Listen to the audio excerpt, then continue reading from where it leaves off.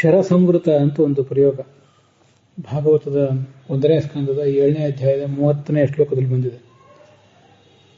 ಅಶ್ವತ್ಥಾಮ ಮತ್ತು ಅರ್ಜುನರು ಬಿಟ್ಟಂಥ ಬಾಣಗಳು, ಶರಗಳು, ಅದರಿಂದ ಸಂವೃತವಾದ ಈ ಬೆಂಕಿಗಳು ವವೃಧಾತೆ, ತೇಜಸ್ಸು ಭೂಮಿ ಆಕಾಶಗಳನ್ನು ಹಬ್ಬಿ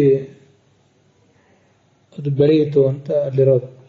ಶರ ಸಂವೃತ ಅಂದರೆ ಬಾಣದಿಂದ ಆವೃತವಾದ ಅಂತ ಅರ್ಥ ಮಾಡಿದ್ದಾರೆ, ಬಾಣದಿಂದ ವೇಷ್ಟಿತವಾದ ಅಂತ ಅರ್ಥ ಮಾಡಿದ್ದಾರೆ ಕೆಲವರು. ವೇಷ್ಟಿತ ಅಂದ್ರೆ ಆವೃತ ಅಂದ್ರೆ ಅರ್ಥ ಒಂದೇ. ಹೌದು, ಸಂಯುಕ್ತಪೂರ್ವಕ ವೃತ್ತುವರ್ತನೆ ಧಾತು ಇರೋದ್ರಿಂದ ಸಂವೃತ ಅಂತ ಅನ್ನೋದಕ್ಕೆ ಹೀಗೆ ಅವರು ಅರ್ಥ ಮಾಡಿದ್ದು ಸಹಜವಾಗಿದೆ. ಆದರೆ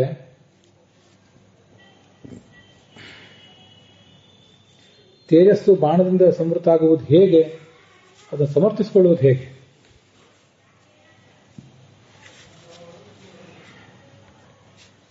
ಒಂದು ಮನೆ ಕಾಂಪೌಂಡಿನಿಂದ ಸಂವೃತವಾಗಿತ್ತು ಅಂದರೆ ಆವೃತವಾಗಿತ್ತು, ಕಣ್ಣು ಹೊಗೆಯಿಂದ ಆವೃತವಾಗಿತ್ತು, ಹೀಗೆಲ್ಲ ಏನೇನೋ ಬೇರೆ ಬೇರೆ ಅರ್ಥಗಳನ್ನು ಅಲ್ಲಿ ಹೇಳಬಹುದು. ಬಾಣವು, ತೇಜಸ್ಸು ಬಾಣದಿಂದ ಆವೃತ ಆಗಿರುವುದು ಅಂದ್ರೆ ಹೇಗೆ, ಅದು ಬೇರೆ ಯಾವ ವ್ಯಾಖ್ಯಾನದಲ್ಲೂ ಕೂಡ ಸಮಾಧಾನ ಕೊಡೋದಿಲ್ಲ.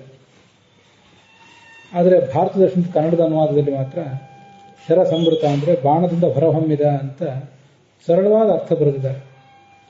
ಕೋಶಗಳಲ್ಲಿ ಸಂವೃತ ಅಂತ ತೆಗೆದು ನೋಡಿದರೆ ಬಚ್ಚಿಟ್ಟದ್ದು, ಗುಪ್ತವಾದದ್ದು ಅಂತ ಕೂಡ ಅರ್ಥ ಆಗ್ತದೆ.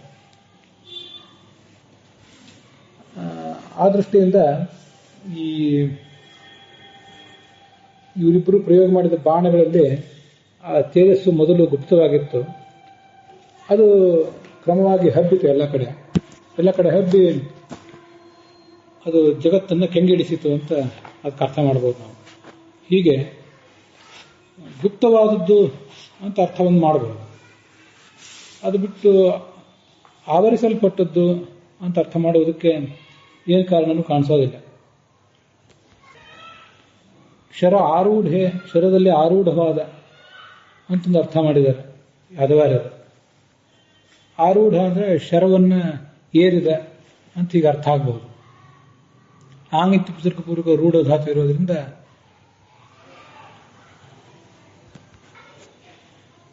ಪದವಿಯನ್ನು ಆರೂಢ, ಸ್ಥಾನಮಾನವನ್ನು ಆರೂಢ ಮಾಡಿ, ಸಿಂಹಾಸನ ಆರೂಢ ಅಂತ ಸಿಂಹಾಸನವನ್ನು ಏರಿ ನಿಂತವರು, ಸಿಂಹಾಸನದಲ್ಲಿ ಎದ್ದು ಕೂತ್ಕೊಂಡವರು ಅಂತ ಅರ್ಥ. ಎತ್ತರದಿಂದ ಕೆಳಗಿನ ಪ್ರದೇಶದಿಂದ ಮೇಲೆ ಹೋಗಿ ಸಿಂಹಾಸನದಲ್ಲಿ ಕೂತ್ಕೊಳ್ಳುವುದು ಅಂತ ಅರ್ಥ ಆಗ್ತದೆ. ಹಾಗೆ ಆರೂಢ ಅಂದರೆ ಬೆಂಕಿ ಆ ಬಾಣಗಳ ಸ್ಥಾನವನ್ನು ಏರಿತು ಅಂತ ಹೀಗೆಲ್ಲ ಅದಕ್ಕೆ ಒಂದಿಷ್ಟು ಅರ್ಥ ಮಾಡಬೇಕಾಗ್ತದೆ. ಬಾಣಗಳಲ್ಲಿ ಇರುವ ಬೆಂಕಿ ಅಂತ ಅರ್ಥ, ಅದಕ್ಕೆ ಸರಳವಾದ ಅರ್ಥ ಅಷ್ಟೇ. ಆದರೂ ಬಾಣಗಳಿಂದ ಹೊರಹೊಮ್ಮಿದ ಅಂತ ಅರ್ಥ ಮಾಡುವುದು ಹೆಚ್ಚು ಯೋಗ್ಯ. ವೃತ ಅಂದರೆ ಭೃಂಜಿ ವರಣೆ ಧಾತು, ಅದಕ್ಕೆ ಸಂಬಂಧ ಉಪಸರ್ಗ ಬಂದಾಗ ಆವರಿಸಲ್ಪಟ್ಟದ್ದು ಅಂತ ಅರ್ಥ ಆದಂತೆ ಹೊರಹೊಮ್ಮುವುದು ಅಂತ ಇನ್ನೊಂದು ಉಪಸರ್ಗ ಭೇದದಿಂದ ಹೀಗೆ ಅರ್ಥ ಆಗಬಾರ್ದಂತ ಏನಿಲ್ಲ. ಆದ್ರಿಂದ ಭಾರತ ದರ್ಶನ ಪ್ರಕಾಶನದಲ್ಲಿ ಕನ್ನಡದ ಅನುವಾದದಲ್ಲಿ ಬಾಣದಿಂದ ಹೊರಹೊಮ್ಮಿದ ಅಂತ ಅರ್ಥ ಮಾಡಿದ್ದು ಹೆಚ್ಚು ಚೆನ್ನಾಗಿದೆ ಉಳಿದ ವ್ಯಾಖ್ಯಾನಗಳಿಗಿಂತ.